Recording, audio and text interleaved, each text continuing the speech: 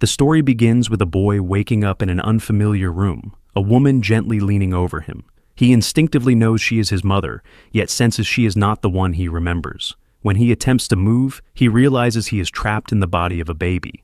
Even so, he can somehow view his status, but all his stats are reset to 1, and he has no name.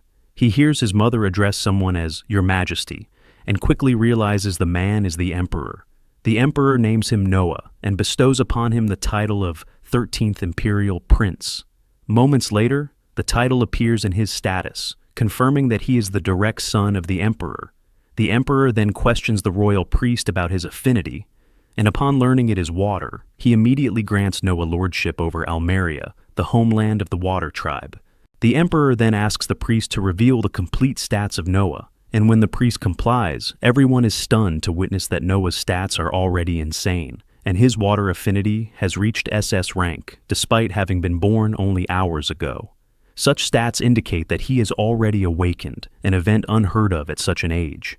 Noah realizes he has been reborn into a second life as an imperial prince of the powerful Mir's empire, a prosperous warrior nation enjoying a golden age, ruled by his father, the Emperor, who has more than 10 sons revered as imperial princes. It has been 6 years, and Noah has learned that his extraordinary stats are amplified by the subordinates and territory under his command. Realizing this, he begins to suspect that his level has no upper limit and can grow endlessly. Later, while he is having lunch, a maid informs him that the Crown Prince and the Fourth Prince have come to see him. Understanding the importance of their status, Noah immediately asks to be escorted to meet them. He goes to greet his elder brothers, Albert, the Crown Prince, and Henry, the Fourth Prince, and after the exchange of proper courtesies, Albert explains that they have come bearing a gift for him. Just then, a visibly frightened servant enters the room carrying a sword case, and, as it is brought forward, a dark, ominous aura seeps from it. Albert orders the servant to open the case, and the instant it is unsealed, Noah is overwhelmed by a chilling wave of desperate cries, from soldiers begging for their lives, their fear so vivid that he knows what he is hearing is real. Albert instructs Noah to lift the sword, and despite his instincts warning him otherwise, Noah complies, knowing he cannot refuse a gift from the Crown Prince. The weapon initially feels heavy, but he steadies himself. Albert reveals it to be Leviathan, the Empire's strongest water element sword.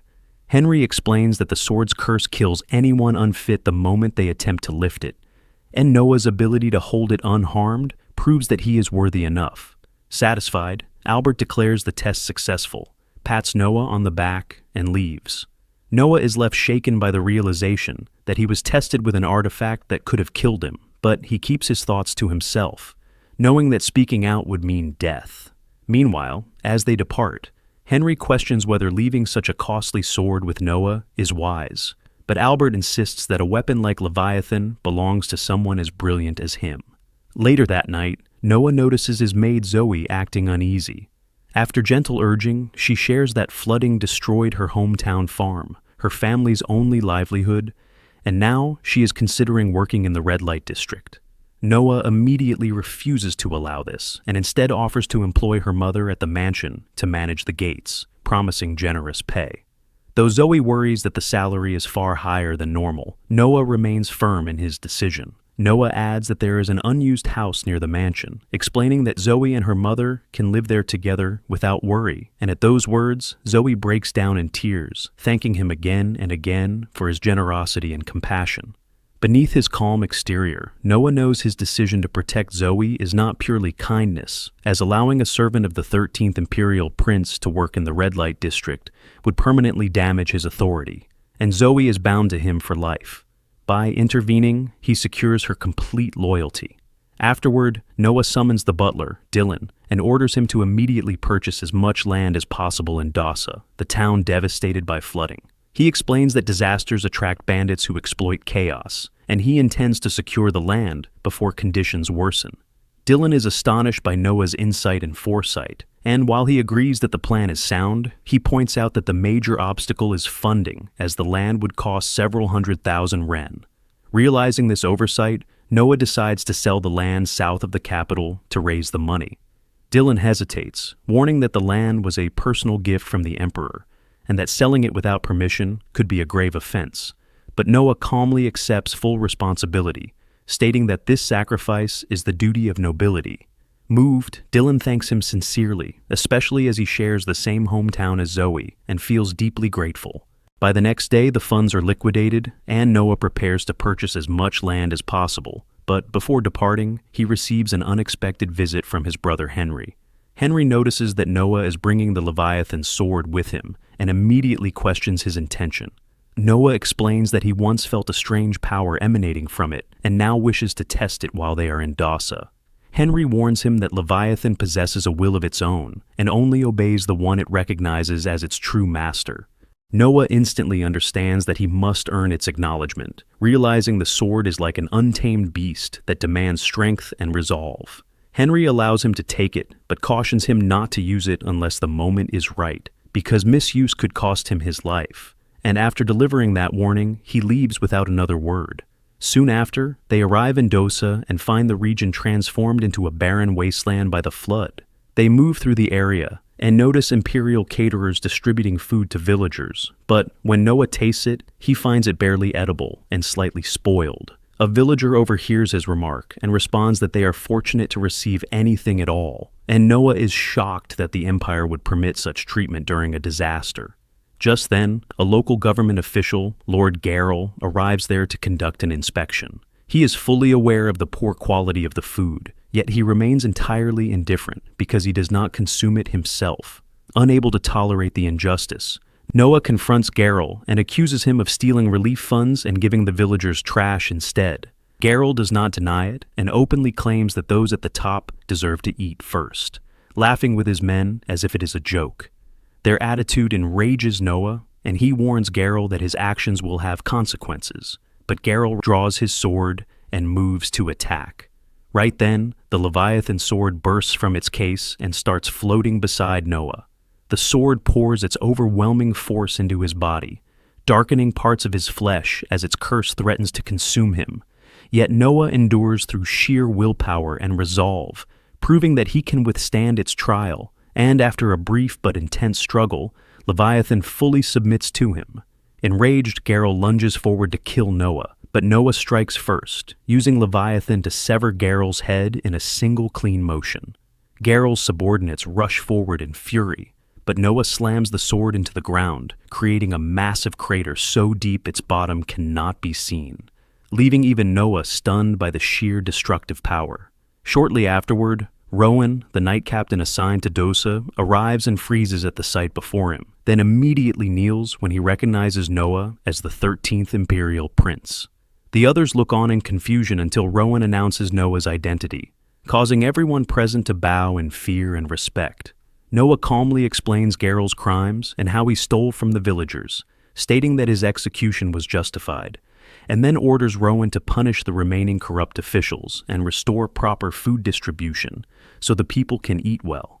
The villagers respond with overwhelming gratitude, praising Noah for saving them and bringing order back to their town. Elsewhere, Albert receives a report confirming that Noah has successfully tamed the Leviathan sword, and he smirks, realizing Noah is far more valuable than he originally anticipated. Later, Noah meets the Emperor, expecting punishment for selling the gifted land, but instead is praised for preventing bandit exploitation and for mastering Leviathan. And when Noah's stats are checked again, his water skill has risen to triple S rank, due to the many subordinates he gains through his actions in Dosa. And deeply impressed, the Emperor asks him to continue using his abilities for the sake of the Empire, a request Noah accepts without hesitation.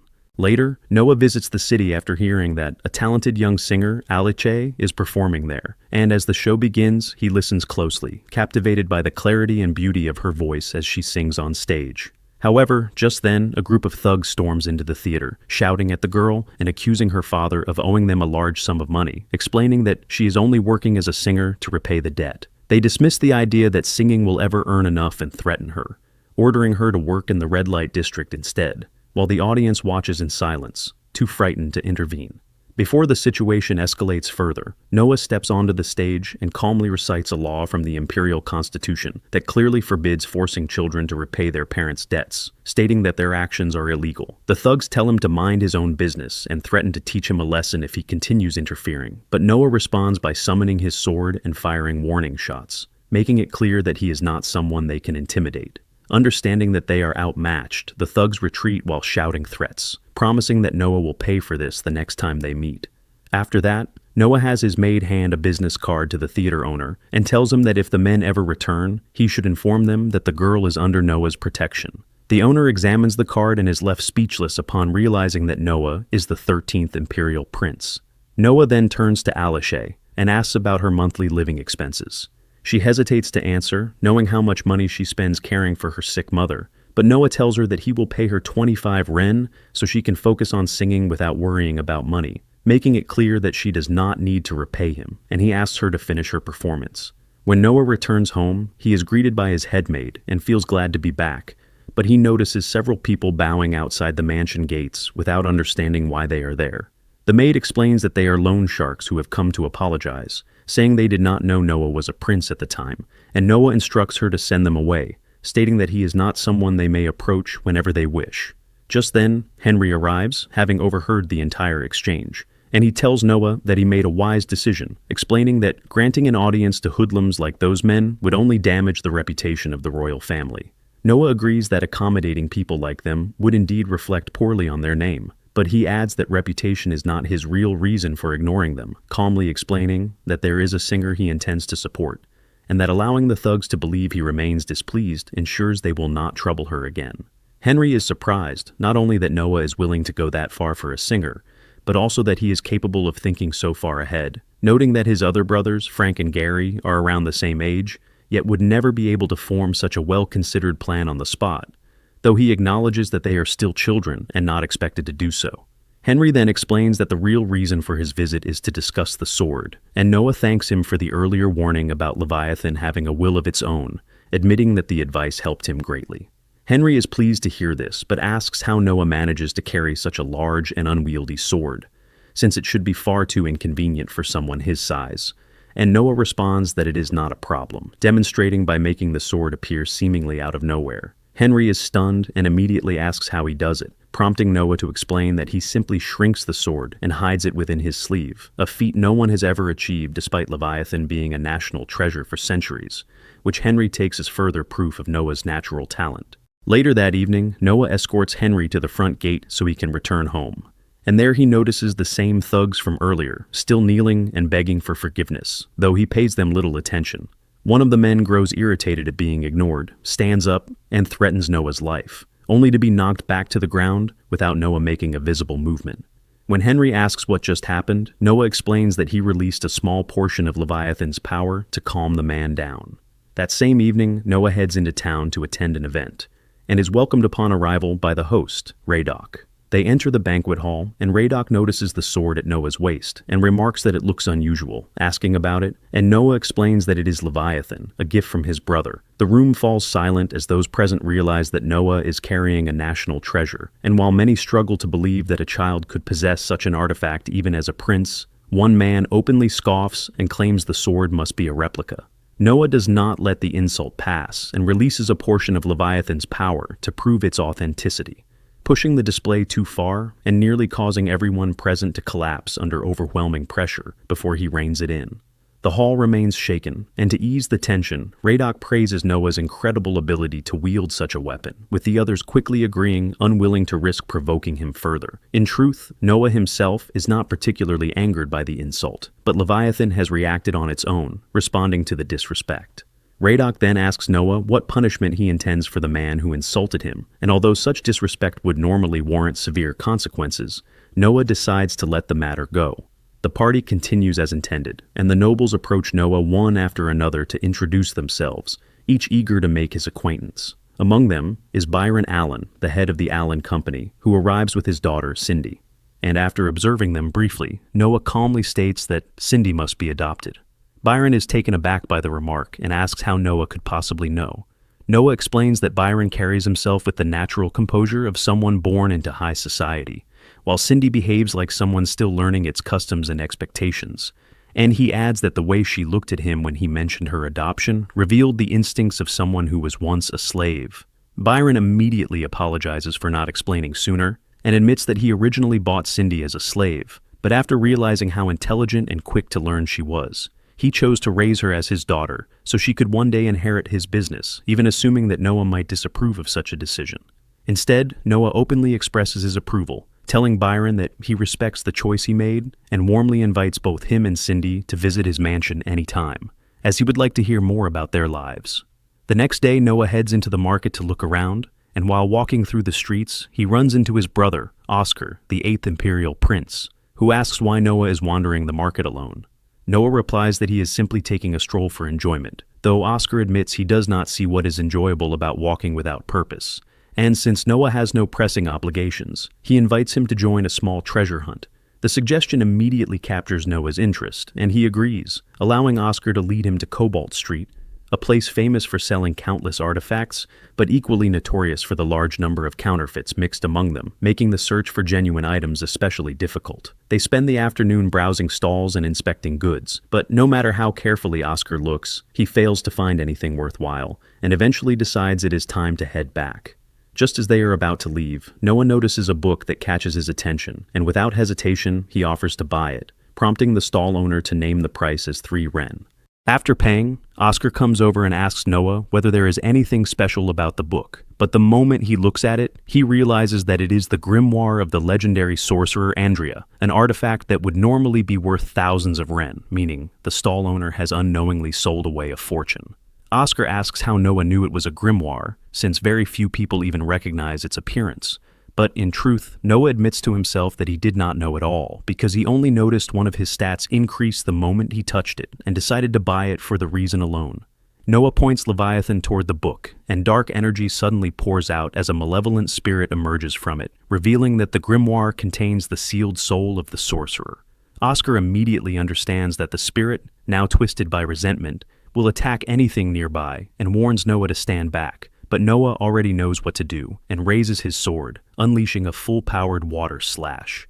The spirit is destroyed instantly, and while Oscar is relieved that the threat is gone, he worries that someone might have been injured during the chaos, only for Noah to calmly explain that he aimed the attack toward the sky to avoid harming anyone.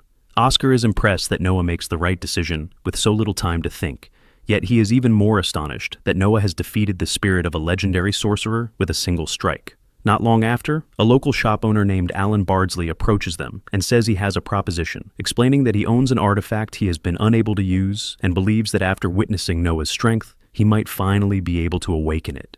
Intrigued, Noah and Oscar follow him back to his shop, where Alan presents a special ring that does nothing for most people, but is said to awaken when worn by someone worthy.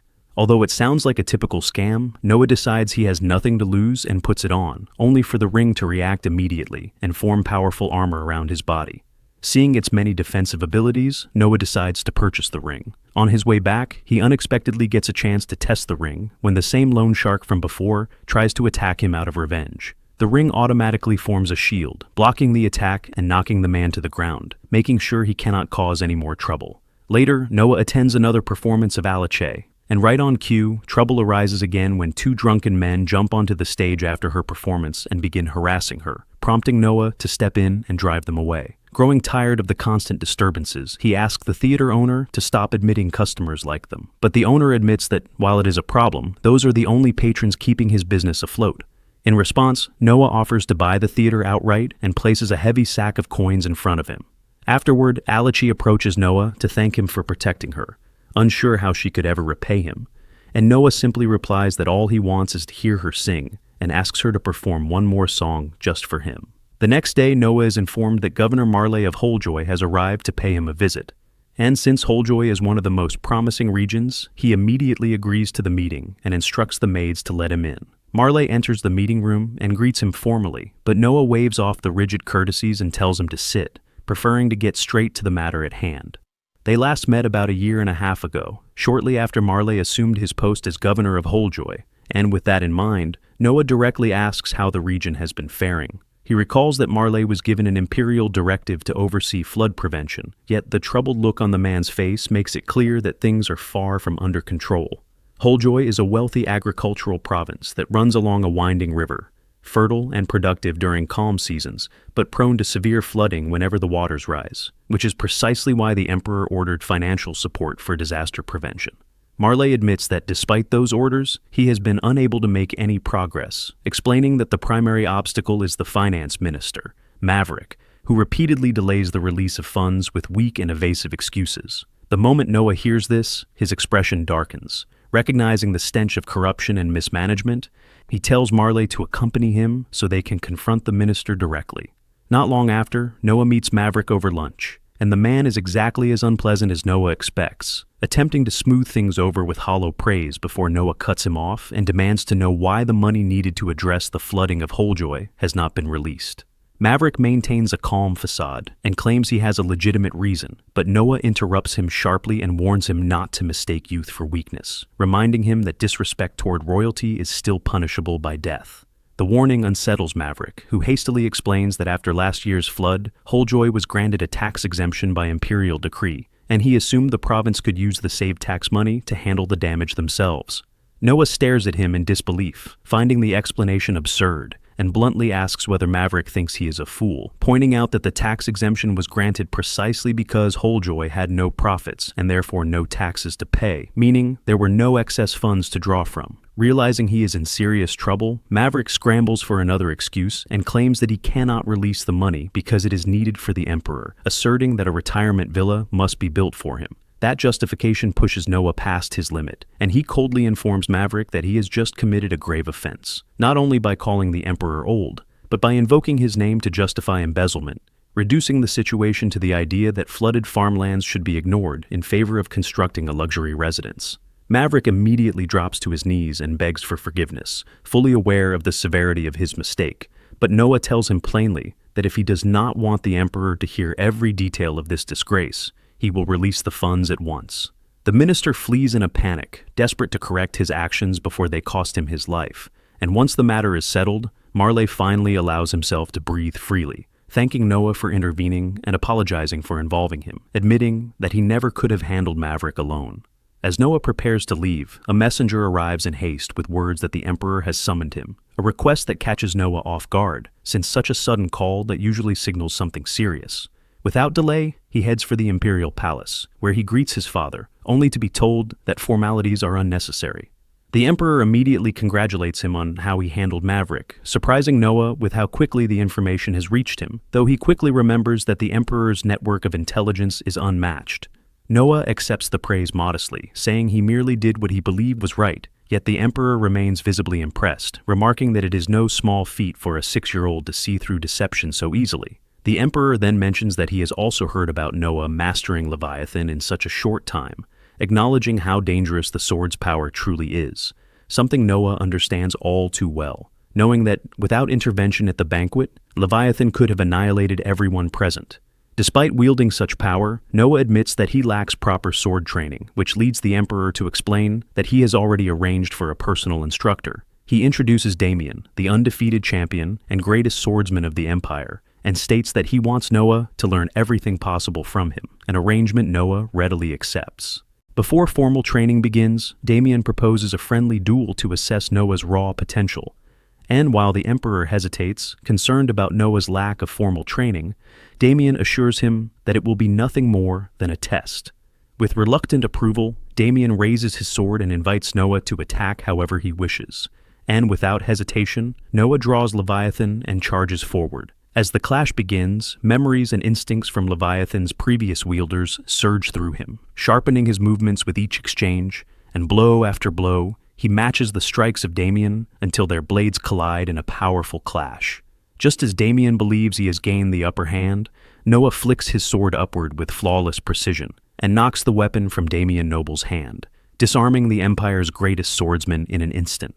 Damien freezes in disbelief, and even the Emperor is left speechless as he watches his 6-year-old son defeat a living legend in direct combat, realizing that Noah has already reached the level of a true swordmaster, leaving nothing left for anyone to teach him. Despite the shock, the Emperor feels undeniable pride, and as a reward for such an extraordinary feat, he offers Noah the position of head judge for this year's knight selection exam, an honor Noah accepts with sincere gratitude. The Knight Selection Exam is a massive annual tournament where warriors from across the Empire and beyond gather to prove their strength.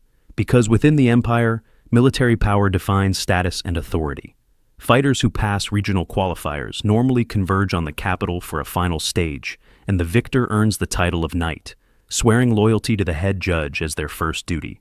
Knowing that his own power grows with each capable subordinate, Noah eagerly considers how the event might unfold, yet he quickly decides that the traditional structure is flawed. He requests permission from the Emperor to abolish the regional qualifiers entirely and host the entire tournament in the capital, explaining that he wants to personally witness every match, so no talented warrior is discarded simply because he is not present to intervene.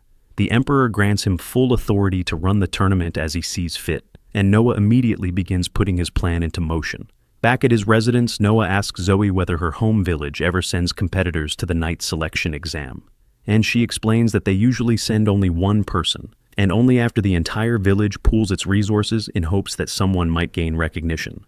Noah tells her that since the regional preliminaries are cancelled, her village may send as many candidates as they wish, though Zoe points out the real obstacle is money, as travel, lodging, and living expenses in the capital are far beyond what poor villages can afford. Noah refuses to let talent be wasted due to finances and decides on the spot that he will personally cover travel and lodging for all candidates this year, fully aware that housing such numbers would normally cost a fortune. He explains that he will purchase all vacant buildings in the area to house the participants. For food supplies, he plans to rely on his merchant connections to secure the best possible arrangements. To finalize the logistics, Noah brings Byron in and asks for a cost estimate, only to be stunned when Byron presents a figure far too low to be profitable. Byron dismisses the concern and claims he simply wishes to support the prince, but Noah immediately sees through the excuse and presses him to state his true condition. Impressed by Noah's sharp understanding of business, Byron admits that he wants Noah's influence during the next Imperial Palace staff selection, enough to secure a position for one of his people so he can stay informed about internal affairs. Noah agrees to the deal, and in return, Byron swears full loyalty to Noah alone, granting Noah a noticeable boost in his stats. While reviewing his status afterward, Noah notices something troubling as his water magic rank has dropped by 1 level, a stat largely tied to the land he governs, signaling that something has gone wrong in Almeria. He immediately reports this to the Emperor, who listens carefully and asks how Noah could know something like this, prompting Noah to give a vague explanation about sensing subtle signs over time. Satisfied for now, the Emperor reveals that a rebellion has broken out in Almeria and asks whether Noah wishes to handle it personally, but after careful thought, Noah declines and recommends Henry instead, reasoning that his brother has far more experience dealing with military conflicts. Later that evening, Noah and Henry ride together in a carriage, and Henry questions whether Noah truly feels comfortable giving up such an opportunity, pointing out that a victory in battle could greatly elevate his status. Noah answers honestly, explaining that he does not believe himself strong enough yet to command troops in real combat and that even survival would likely come at the cost of soldiers' lives, a price he is unwilling to pay for a title. Suddenly, Leviathan warns him of hostile intent nearby, prompting Noah to order the carriage to stop before leaping out and drawing the attackers away from Henry. Moments later, powerful jets of water erupt from the ground and converge on him, but Noah raises his shield in time and blocks the assault without injury, then swiftly defeats the attackers with speed and precision that leaves no room for resistance. Henry watches in stunned silence as the rebels fall one after another, only lamenting that none were left alive for questioning until Noah calmly explains that he deliberately knocked them unconscious, allowing Henry to interrogate them later. From the information gathered, Noah learns that the rebellion in Almeria is composed primarily of cavalry units, despite the region having no horse farms of its own, which means the rebels must be relying on supplies from neighboring territories. Acting immediately, Noah summons Byron and orders him to purchase every available stock of horse feed from the surrounding regions, knowing that without supplies, the rebels' mobility will collapse, making it far easier for Henry to crush the rebellion once and for all. Soon after, the Emperor summons Noah and tells him that the captured assassins have been interrogated. They claim their goal was not to kill Noah, but to kidnap him as a bargaining chip. Noah doubts this, reasoning that any assassin who reveals information so easily is likely lying. Impressed, the Emperor praises his sharp judgment and assures him he has methods to discern truth from lies. The The emperor then praises Noah's strategy of targeting the rebels' horses. Noah is surprised, as he had only recently ordered Alan to buy up horse feed, yet his father already knew about it. The emperor explains that while many, including Crown Prince Albert, suggested starving the rebels themselves to make an example, Noah chose a smarter and more humane approach. By starving the horses instead, he will weaken the rebels' ability to fight without unnecessary cruelty. The emperor also notes that Noah even used his own money for this purpose. So, placing a hand on his shoulder, the emperor remarks that while having good ideas is common, acting on them decisively is rare. As a reward, he grants Noah permission to add a sword to his crest, an exceptional honor in their warrior society, where such an addition requires imperial approval and unauthorized use is punishable by death. Later that day, Alan visits Noah. Noah toddles over and asks why he came early. Alan assures him that he knew every type of feed sold in the market and all the routes it was transported on, so buying it all up wasn't difficult. Still, Alan appears uneasy and warns Noah that Carfun, the rebel leader, is ruthless and dangerous, urging caution. Just then, a maid rushes in to report an injured man at the gate. Noah goes outside and finds a badly wounded knight kneeling before him. The knight reports that a rebellion has erupted in Almeria and admits his own superior is involved. Refusing to join the uprising, he risked his life to escape and warn Noah. Alan dismisses the act, saying the knight risked everything for information they already knew. Noah disagrees. He thanks the knight, orders treatment for his injuries, and rewards him with 1,000 gold for his loyalty and courage. Later that night, Zoe enters his office, pale and trembling. She reveals that a stranger offered her 500 gold and a sleeping draft in exchange for betraying Noah. The plan was to drug him and hand him over. Though threatened with death if she refused, Zoe chose to remain loyal. Moved, Noah writes her a check for 5,000 gold, rewarding her for valuing loyalty over money. Noah then reveals a risky plan. He will drink the draft and feign unconsciousness. Zoe must deliver him to the rebels, then escape before they silence her. Though terrified, she agrees. Hours later, Noah awakens bound in an unknown location. He overhears the kidnappers arguing that they must keep him alive. Noah waits until the drug fully wears off, then takes out Leviathan, which he had hidden in his ear. Next, using his armor ring, he forms a blade of water and slices through the ropes. He then peers into the memories of Leviathan, seeing how Zoe escaped while the rebels captured him and carried him away. After reviewing, Noah prepares to face the rebels, who are resting around a campfire. Their leader is angrily complaining about how poorly Noah was tied up. Suddenly, Noah drops down among them with his sword drawn. One of them steps forward to subdue him, but Noah instantly kills the man with a precise strike to the neck. The others hesitate in fear, but Noah remarks that he only wanted information, and that they are too ignorant even to know who truly defeated the assassins. When they prepare to fight, it makes no difference. Noah defeats them all with ease. At that moment, Zoe arrives with a group of knights, having worried about Noah and come to rescue him. However, the battle is already over. Noah orders the captain to arrest the surviving rebels. As they are being restrained, a strange dagger falls from one of them. When a knight tries to pick it up, Noah quickly stops him, sensing danger. The blade carries a powerful curse filled with hatred, and Noah recalls the rebels mentioning it as a last resort to kill him. The hatred embedded in the curse is so intense that, for a brief moment, a face flashes before his eyes. Noah recognizes the man to be Carfun and decides to deal with him at once. He then asks Leviathan for help, and the blade silently agrees. Noah channels the cursed energy through the blade and fires a stream of tainted water into the sky.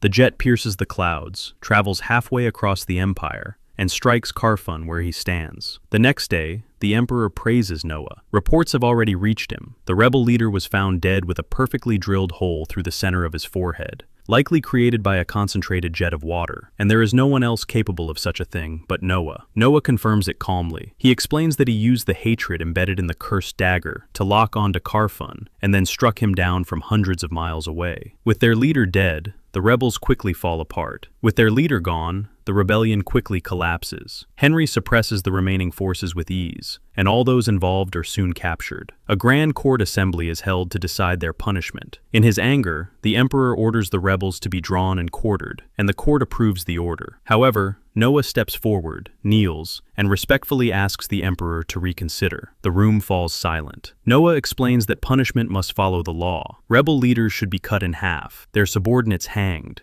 and soldiers beheaded. He insists that even the emperor must obey the law. The emperor questions the denial of harsher punishment, but Noah warns that breaking the law would weaken both authority and public trust. After a pause, the emperor agrees, declaring the maximum legal punishment will be carried out without mercy, and orders first Prime Minister Noisehill to enforce it properly. The court praises Noah's courage, and even the emperor feels proud. To reward him, the emperor grants Noah the title Wise Prince, and even remarks that if Noah had been born earlier, things might have been different. The emperor then asks Noah about the knight selection exam, and Noah requests to explain after the court session. Later, in the courtyard, Noah demonstrates his plan. While calmly drinking tea, he signals 4 servants to throw buckets of water at him. Just as the water flies, he activates the shield in his ring and blocks every drop effortlessly. Confused at first, the emperor listens as Noah explains his idea that all exam participants will attack him, and he will judge their skill based on how close they come to breaking through his defenses. The emperor is impressed by the creativity of this method, but warns that it could be dangerous. Later that night, the emperor is walking with Noisehill, who comments that the emperor's earlier remark about Noah being born earlier was unnecessary in front of the court. Still, the emperor laughs it off, insisting he meant every word. However, beneath his pride, the emperor feels uneasy. Leviathan's power is frightening, even in its sealed state, and there is a long-standing warning that its final seal must never be broken. Yet he wonders if Noah could one day control it, and with that thought, he orders a servant to bring a special treasure. A few days later, the knight selection exam begins, drawing participants from across the country to display their abilities. The entire capital gathers to watch, treating the event like a grand spectacle, with many even betting their life savings on their favored warriors. One participant steps forward to prove himself. The warrior begins by warming up, then launches a direct attack. Instantly, Noah activates the shield in his ring, effortlessly blocking the strike. The participant tries repeatedly, changing angles and attacking from different directions, but his sword breaks, and the referees end the match, declaring him unsuccessful. The crowd begins to wonder if anyone can even reach Noah. From far away, the emperor is watching the exam with his personal assistant, who notes that public excitement is unusually high this year, because a prince is personally overseeing the trials. The emperor dismisses this, stating that only the selection of capable warriors matters, and he is interested to know who Noah will choose. Soon after, a mage takes his turn and launches a powerful fire attack at Noah, silencing the crowd with its intensity. However, Noah is completely unharmed, having used a magical barrier. Exhausted, the mage collapses. Even after testing many participants, none of them stand out as truly impressive. Just then, the referee announces the final participant, a blonde, red-eyed girl. The moment she draws her sword and takes her stance, her demeanor sharpens. She suddenly charges at Noah, and as usual, he activates his shield. But unexpectedly, her attack breaks through. She continues pushing forward until the shield shatters completely, and her blade strikes Noah in the chest. The crowd gasps in shock, and the knights immediately restrain her, assuming she will be punished for injuring a prince. However, Noah calmly stands and orders them to release her. The girl introduces herself as Shirley Grant, and to everyone's surprise, Noah declares that she has passed the test. Later, Noah calls Shirley to his room and compliments her armor, which she explains is a treasured family heirloom. Still confused, she asks why she passed instead of being punished. Noah explains that she did nothing wrong. He had intentionally put himself in that position. He then orders her to attack him again with the same move. Though puzzled, Shirley obeys. This time, her attack cannot pierce his shield, and he easily pushes her back. He then explains that he could have defended himself like this during the exam, but chose not to. He reveals that the true purpose of the test was not to gauge strength alone,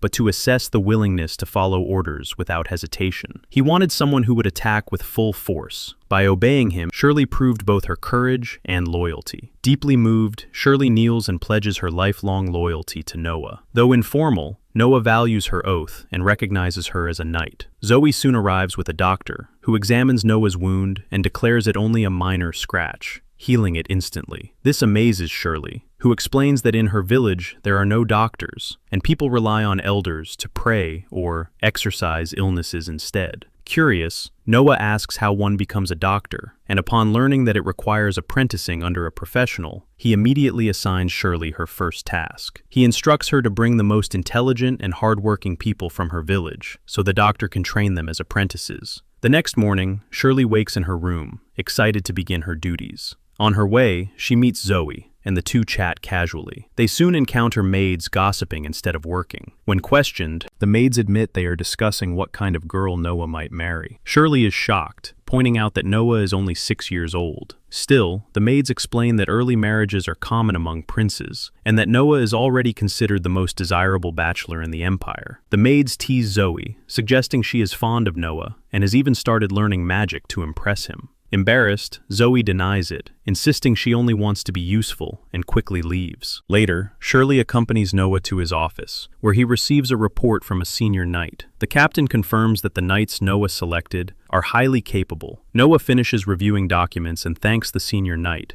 saying the success of the knight selection exam was only possible because of loyal and capable men like him. Soon after, Noah hosts a celebration party. Alice performs, captivating everyone with her singing. Alan and Cindy approach Noah, kneel, and thank him for the invitation. Noah explains that the party is meant to show his appreciation for their help in making the exam successful. During the event, Zoe arrives with a suspicious letter addressed to Noah. Feeling uneasy, she explains that the messenger dropped it and fled upon seeing the guards. Noah leaves the party with Zoe and Shirley to inspect it. Shirley warns it could be dangerous and offers to open it herself, but Noah silently consults Leviathan and confirms it is safe. The letter contains secret information about remaining rebels planning further actions. Noah immediately guesses it must be sent by the same loyal knight who had previously risked his life to warn him. Noah quickly contacts Henry to intervene, but the reply brings troubling news. The knight was captured and tortured by rebels, but refused to betray Noah. Though rescued in time, he remains in critical condition. Feeling responsible, Noah regrets not having a proper intelligence network and orders Zoe to secure the best medical care to save the knight's life. The next day, Noah visits the market with Shirley. Coming from a small village, Shirley is easily distracted. Noah reminds her to stay alert since she is on duty. They enter a luxurious shop,